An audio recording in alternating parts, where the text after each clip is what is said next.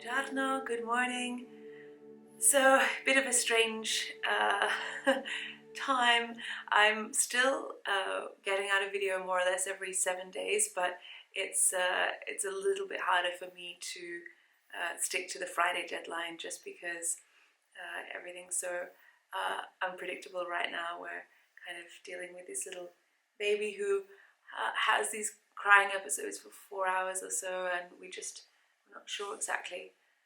It's probably just normal because so many babies have gas and reflux and everything, but yeah, it just makes it a little bit harder to plan things. Although I have to say, I feel like YouTube and my work has kind of been preparing me for years for motherhood, because it's not such a big change for me going a whole night without sleeping or just having very fragmented sleep.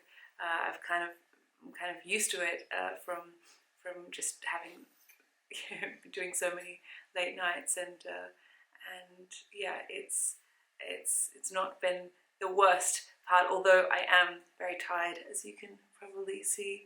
I'm using a different camera. I'm not sure, hopefully I'm in focus. Normally I use my GH5 cameras, and I get the manual there with fixed lenses, so I have to manually get the focus, and sometimes if you see I look a bit soft, it's because I'm out of focus. But this is a Sony which has the tracking the feature, which I never use. I never use it, and everyone who vlogs uses them, but I just find the quality is not as good. But anyway, it's easy now because I couldn't get up and down to double check the focus, so I thought I would just take this opportunity to try this different camera. Anyway, yeah, lots has been going on at the farm. We haven't finished things yet, although I have to say, no, the kitchen, tutto bene? The kitchen is pretty much finished. So there's lots to show you there. A little recipe, very simple recipe for chocolate cookies. And what else? There's some updates in here in the nursery, and some updates in the ensuite bathroom. The pool is just at a standstill because we're waiting for the plumber, and the plumber is from Florence, because there's no plumbers in this area, would you believe, or none that are trustworthy, and he got a hernia, so that put him out. So things were delayed with the pool, which is a shame because we've been having this beautiful warm weather in Tuscany. It just feels insane to think that yeah, we're here in November. I mean, Christmas is about a month away, and it's still so warm. But yeah, it's beautiful. These beautiful days. It's a lovely time to visit Italy, in fact, because it's not hot. It's just that lovely sunshine that means you can eat outside and go for walks without sweating. I can't do any exercise yet because my doctors told me that I just have to really take it easy, and I'm absolutely adhering to obeying her advice, because what I went through with the hemorrhaging. If you haven't seen my birth story video, I'll link it on screen now. But yeah, I lost a lot of blood, and they just recommended that I don't do any exercise. In fact, I found even just doing the stairs, going from one floor to the other, was tiring me out. So I have been taking it very easy, but I've been cooking a lot. I still get up and make Guido and I breakfast, like a cooked breakfast, and I still make dinners for us and my parents, and I find that it really it's a lovely thing for me. I enjoy it so much because a lot of friends warned me and said, oh, it's so it can be so traumatic because you feel like you've lost yourself, and cooking for me has been really, I mean, it's only been a month, but I'd say that even with my body still being in certain types of pain and feeling quite weak, cooking has just felt so natural to me and so welcome to me, because it gives me that familiar thing.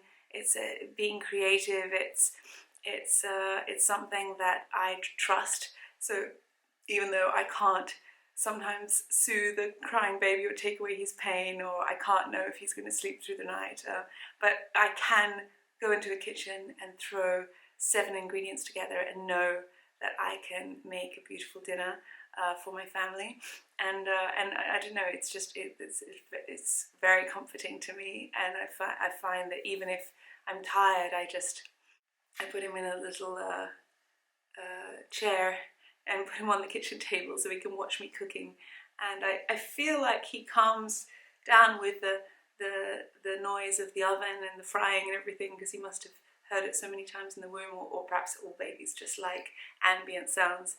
So yeah, it's so far that's been a lovely surprise that I can continue cooking even in these first weeks with a newborn baby.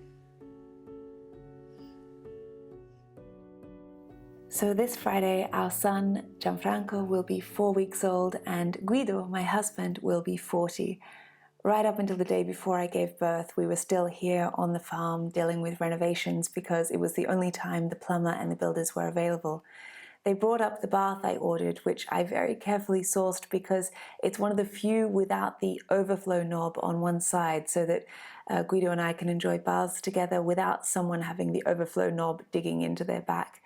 Then the builders built the sides around it. Originally, if you recall, the idea had been to tile all of the sides with these hand-painted tiles, but then the person who had quoted us a very good price, who could have replicated the tiles that we wanted, disappeared. So now we're only ordering tiles for the backsplash behind the sink. Instead, we decided to ask our stonemason, who is very talented, he did the travertine border for the pool, to carve something for the border and the wall just behind the bath out of travertine.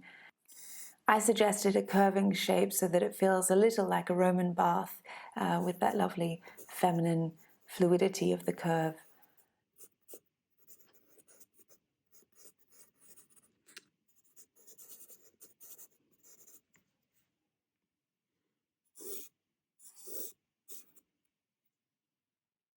Meanwhile, the beautiful hexagonal terracotta tiles wait patiently here because they can't lay the floor until after the bath is finished.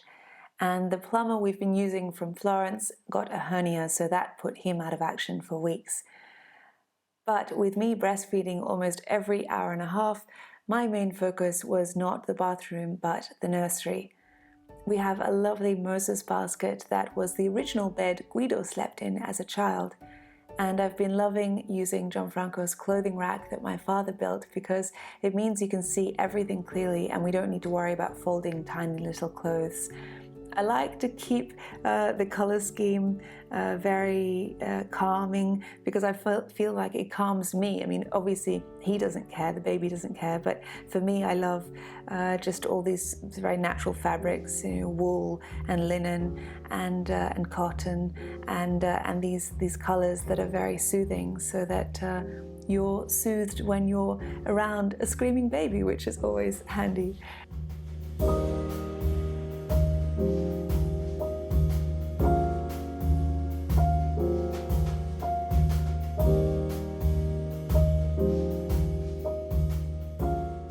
When I was looking for a hospital bag that could also double as a nappy or diaper bag before I gave birth, I kept finding all these ones which weren't really my taste, sort of little cutesy patterns or just plain ugly.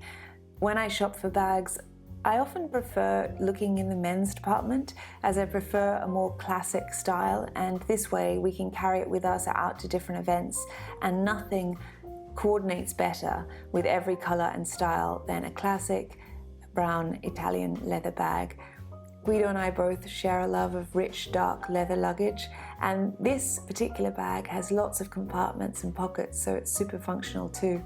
And it's the type of thing that you will have a lifetime, because these leather bags, well, most of them that are made in Italy are really high quality, and they just get better and look better with age as they soften up.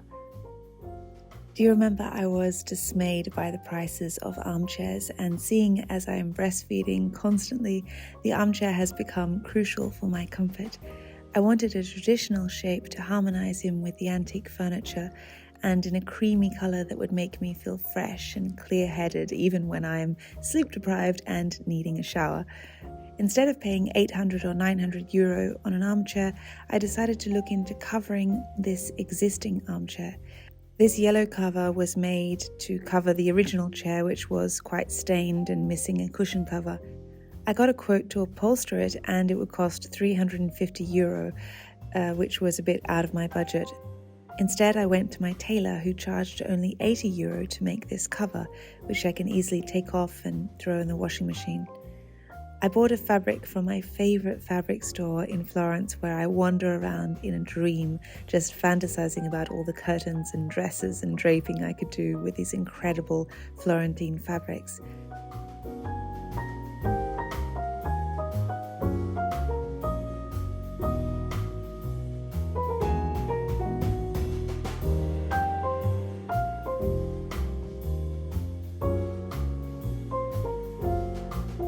I chose a thick, creamy linen, and although this needs an iron or just to be sat in a few times for the creases to fall out, I'm quite happy with the result. Some people may say, oh no, don't get cream with a baby, but I find if you can take it off and wash it and bleach it, a creamy colour actually works quite well. I've always had cream or white coloured couches, and they tend to not cause me any trouble.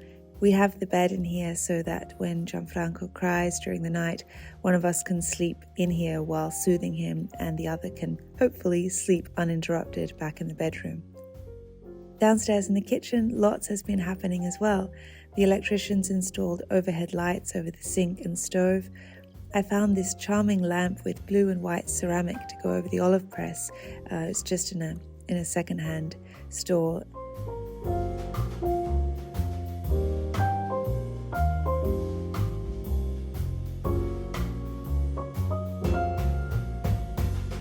I finally unpacked some of my baking pots and pans on the shelves that my father built.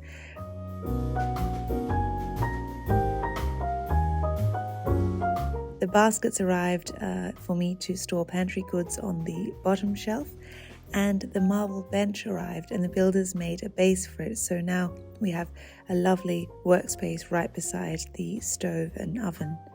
I still need to sew a little curtain in the matching fabric that I made for the curtain under the sink. And we put up the piattaia, which is an Italian plate rack that normally goes over the sink, but this was so big and dominating that we decided it would work better here. Our second-hand wood-fired stove is in, and it looks so cozy in the corner. We managed to dismantle the fridge door and move it into the little alcove, and my father built shelves opposite for a little pantry, which I cannot wait to fill. I know it may sound silly, but after years of not having a proper pantry, the thought of seeing cans of lentils and pasta all neatly arranged in categories is quite exciting for me.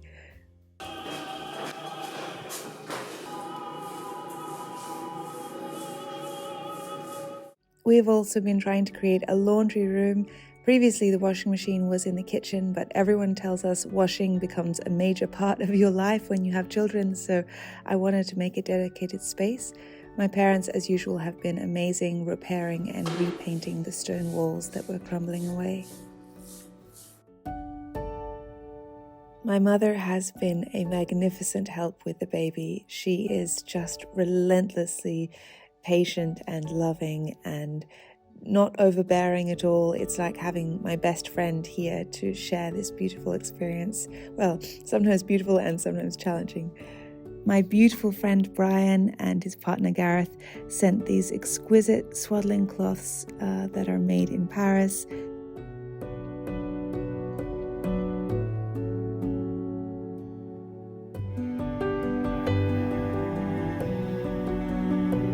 And thank you so much to these kind viewers who sent gifts and cards and letters to our little family. It's so very thoughtful of you, and I'm just now being able to manage with the sleep deprivation and trying to work and trying to deal with the baby with constant reflux. But I'm reading your letters and cards, and I feel so very grateful to you. Like most women with a newborn, I have learned how to do everything one-handed, including making some dairy-free chocolate, oat, and olive oil cookies. If you're looking for a classic fudgy cookie, go watch my recipe for the perfect chocolate chip cookie. I'll link it on screen now. However, if you want something super fast, this is a simple recipe I just invented this week.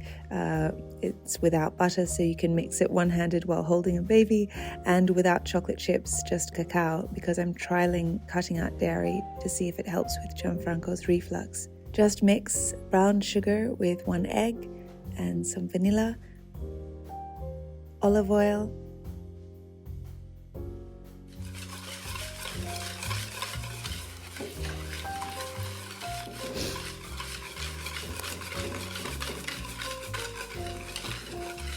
sift in baking powder, bicarbonate soda, dark cacao, flour, cinnamon, then stir in the oats.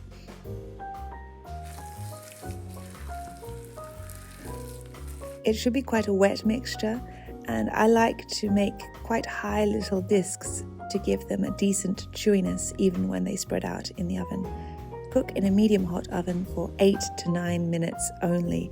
Take them out when they're just a little tender and look undercooked, and then wait 10 minutes until they firm up and cool down a little.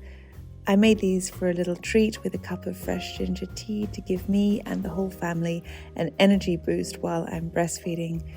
It made 2 trays of 9 cookies, so a total of 18.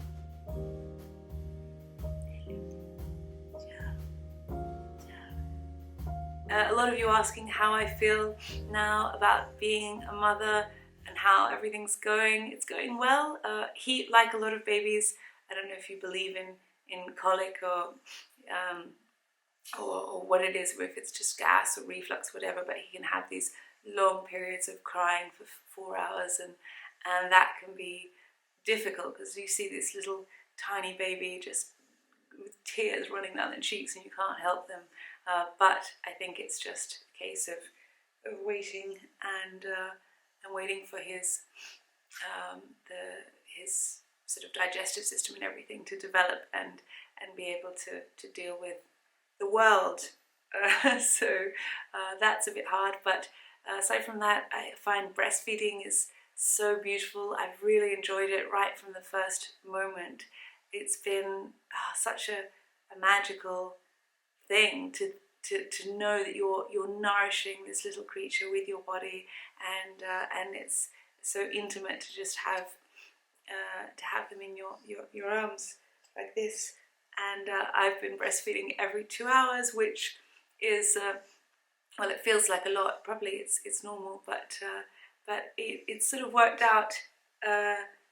I wasn't sure I was going to take time off, as I said, but I think I can do it. I think I can still share things with you and make these little films and be with him, because I'm up anyway. I'm up either feeding or just soothing him, like walking him around, and so I can be in front of my computer at 4 a.m.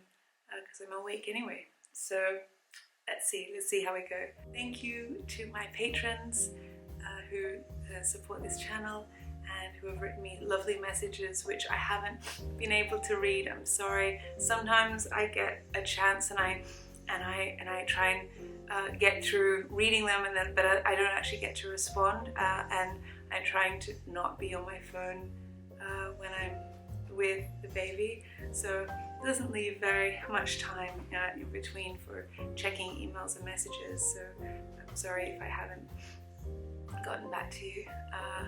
Thank you for watching. Tell me what you would like to see more of in this coming month. Obviously Christmas is coming, and you know I adore Christmas, so tell me what kind of Christmas content you would enjoy watching, and I will start thinking of magical things that I could film and share with you. Okay? we'll say goodbye now, and I will see you next time. Alla prossima.